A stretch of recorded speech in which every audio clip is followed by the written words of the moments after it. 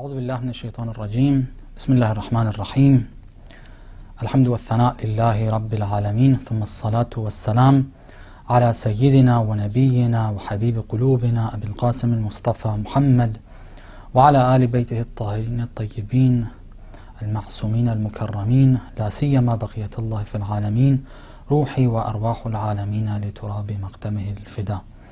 As Shia, believing in the concept of Imamah, knowing the saying of the Holy Prophet that whoever dies not knowing the Imam of their time has died a death of Jahiliyyah. We live in a time of our Imam, the 12th Imam. We should know as the Shia that we are the followers of the 12th Imam, Ajjalallahu Ta'ala Farajahu Sharif. One of the things that we're told to do during the time of the occultation is to recite Dua al-Ahd, and I want to use this dua to try to bring awareness to ourselves regarding our Imam. One of the last passages that we read in this dua is that إِنَّهُمْ يَرَوْنَهُ بَعِيدًا وَنَرَاهُ قَرِيبًا. They, the others, those who don't believe in this, those who may even call themselves Shia, but in reality they're not believing practically and in reality and the essence of faith. They don't have it. They see the coming of the Imam as very far away. They don't see it as near. But وَنَرَاهُ قَرِيبًا. We, as the Shia, the true ones if we want to be, we see it right by us, very close to us. The time is very near.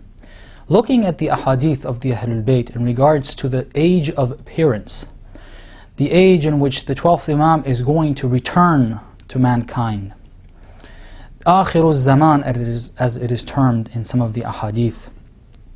When we look at the description, we see clear signs.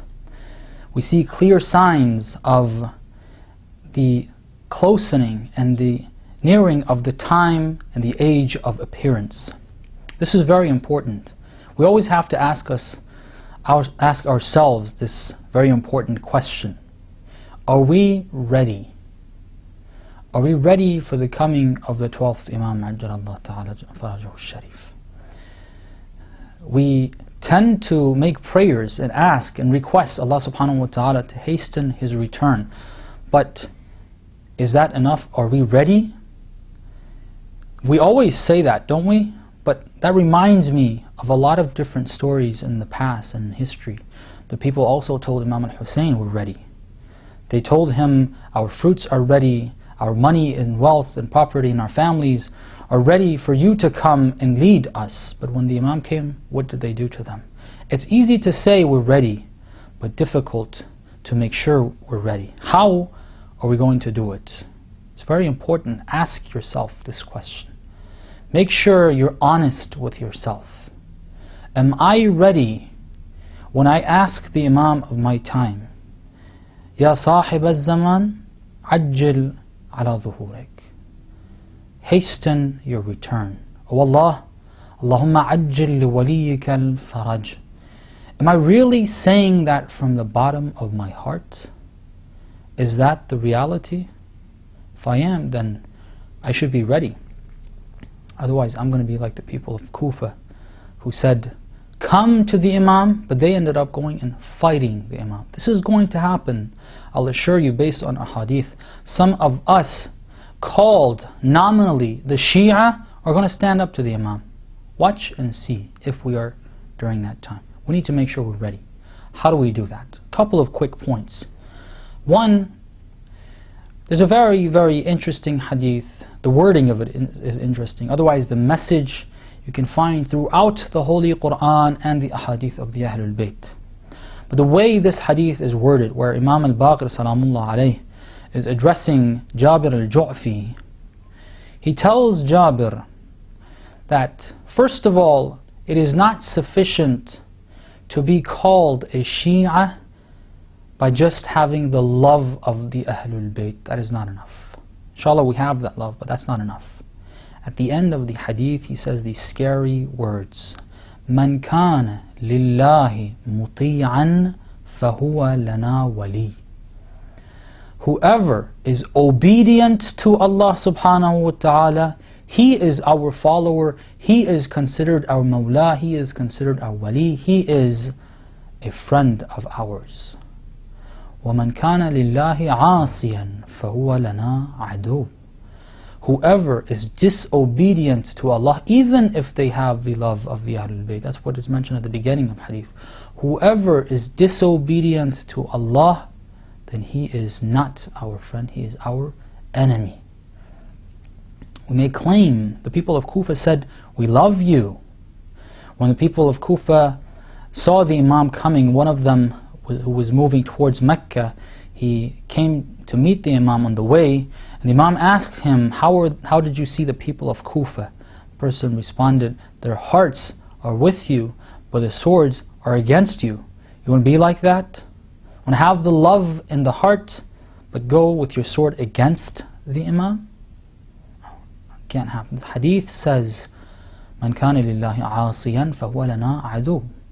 Whoever disobeys Allah. If we want to be obedient to the Imam, that's the reason why the Imam is not with us, because they didn't have obedient followers. The Imam is ready to return. He's always been ready to return. The problem is, there's not the proper ma'mumeen, the followers that are going to be obedient to the Imam. And the only way that we can make sure we're going to be obedient to the Imam is through obedience and practicing the obedience to Allah subhanahu wa ta'ala. Every single one of the wajibat.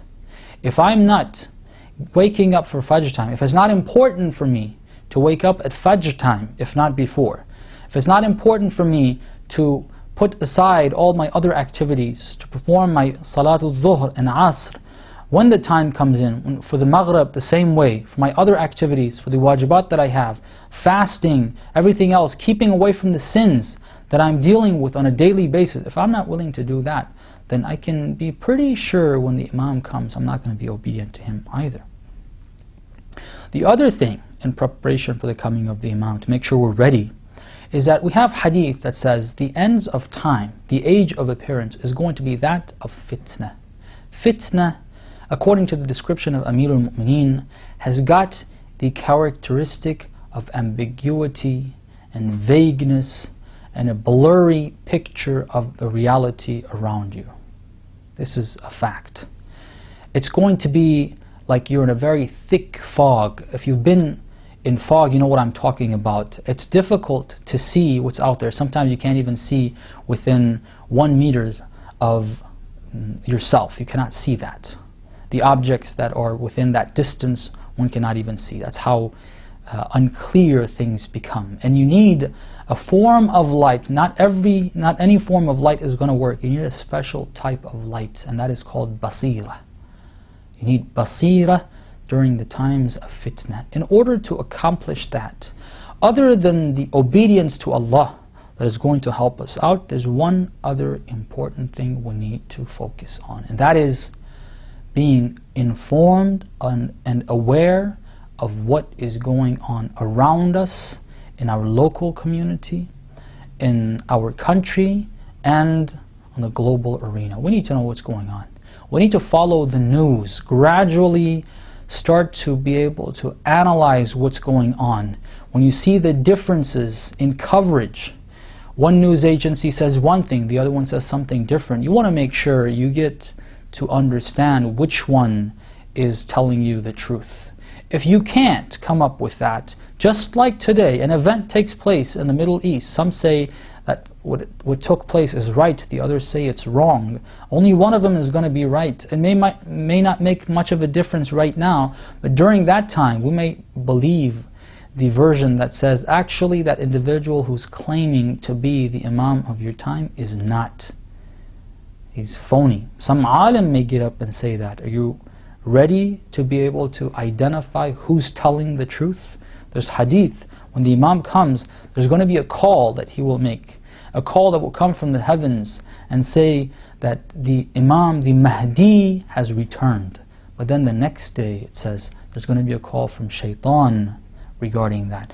Pretty sure some of us are going to be falling for that second call and saying that this is not the Imam of the time. The only way to make sure we're not on the wrong side is to build this basira, which is a combination of strength in faith, which is developed by practice, and ubudiyyah, and obedience to Allah, and awareness, following the news, not being naive and just sitting down and worrying about little bitty things in the house or at work or in the small community around us. We need to look bigger, follow the news, analyze it so we can, inshallah, find the truth. Now this is regarding ourselves. One other thing that's very important, and we want to make sure this doesn't happen, is remember the story of Karbala? It's a very sad part of that story. When Muslim ibn Aqil goes to Kufa, when everybody abandons him, he walks in the streets alone. He arrives at the door of a lady, and that lady lets him in and gives him comfort, allows him to stay in her house, and he goes in, he takes the water, he prays and all. But when her son comes in, that son takes Muslim ibn Aqil to Ibn Ziyad. Do we want our children to be like that? We have a great responsibility out here in the West, especially. If we've been raised in a society where Muslims have been more around us, we haven't had all the negative influence that we find out here, we've got to know that our responsibility as parents is already great enough. But especially out here, we have a lot more responsibility, especially with the developments and all the exposure that the kids have to all forms of sin and wrong ideology. We've got to make sure we do something, we help our kids to become the followers of the Imam, the companions of the Imam as well. We don't want to be one of those that we see ourselves with the Imam, but our sons and daughters against the Imam. We ask Allah subhanahu wa ta'ala to hasten the return of our Imam. We ask this from the bottom of our hearts, and we ask Allah subhanahu wa ta'ala to prepare us and help us prepare ourselves for the coming of the Imam, inshaAllah. Wassalamu alaikum wa rahmatullahi wa barakatuh.